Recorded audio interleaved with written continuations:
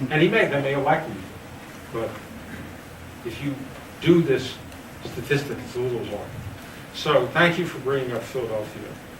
And I would just say, for me personally, this thing with Reagan is particularly chilling. And I've never shared the enthusiasm for Reagan that is characteristic of some. And I suppose Reagan looks like a high point now. You know, no, the Republicans, they're always worse, right? You never think it.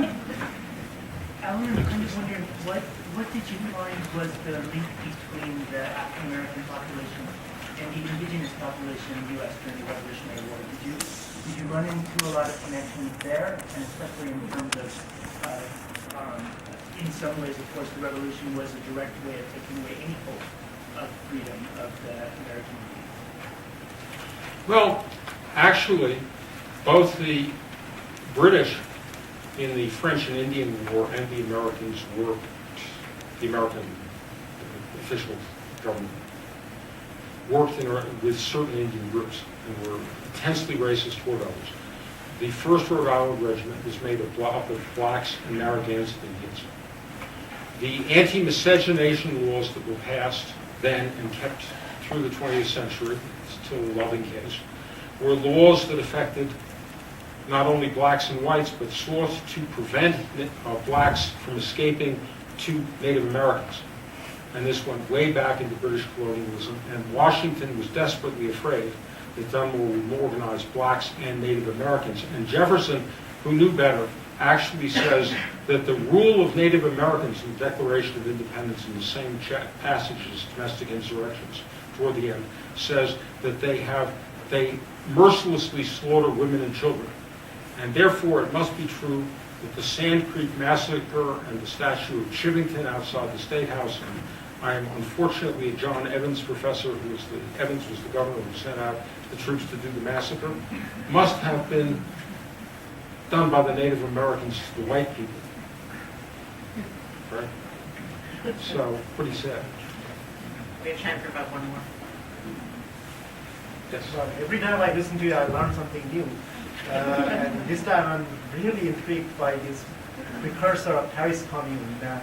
I gave a talk sponsored by Occupy DU and Occupy Denver on the history of May Day. And I mentioned Paris Commune, but I didn't know about this precursor. So I wonder if you could tell us a little bit more. The thing that is striking about Paris Commune, which I hope the future revolutions that you and I hope again live to see, will follow. I mean, the radical egalitarianism, the real abolition of invidious distinctions of races, of gender, of class, of course, and a kind of truly democratic governance structure. Were these ideas present in some form or shape? Totally.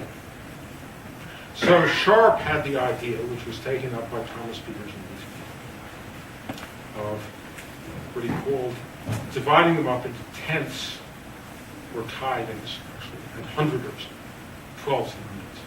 And they would select representatives. There would be a council. So everything would be very democratic. The villagers would work much shorter hours than were worked by ordinary people in England or in the United States at the time, and would have the suffrage and would be armed. But the rest of the Sierra Leone company, which is this abolitionist company, were a bunch of very racist people who didn't like this idea of black people organizing themselves, thank you.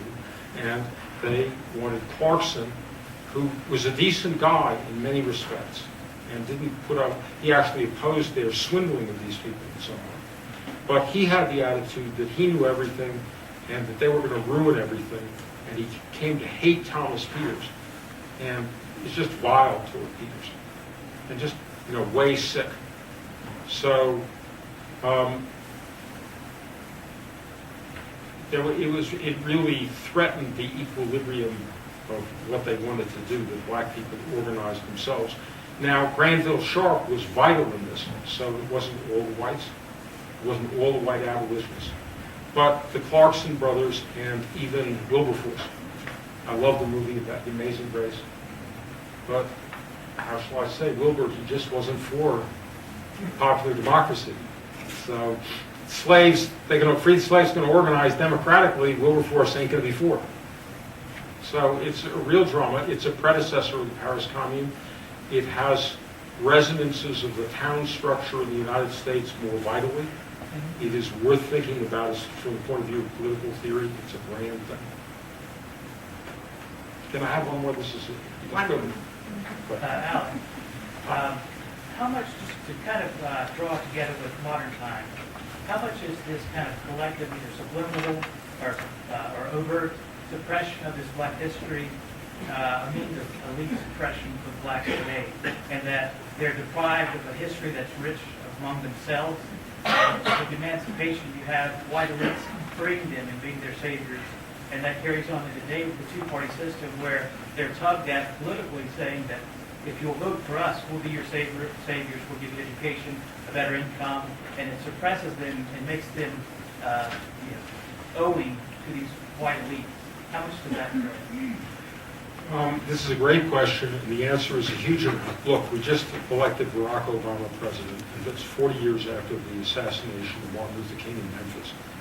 And I, for one, like Obama, because although I dislike many of the policies, I'm very critical, I want to put a lot of pressure on him. Man, I'm happy he's the president compared to Mitt Romney. I'm sorry.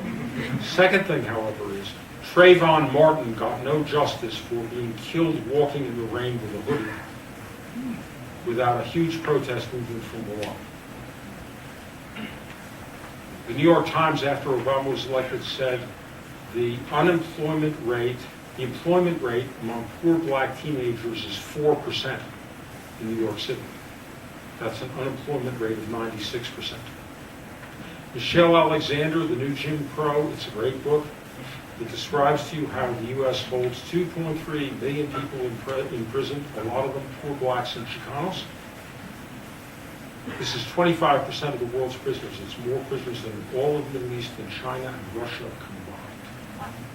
And we have 5.1 million people on probation. And those people have had their lives ruined. They can't get jobs, they can't live in public housing, and they can't vote. The torch of fighting for equality and making this an anti-racist society is still burning and needs to be taken up.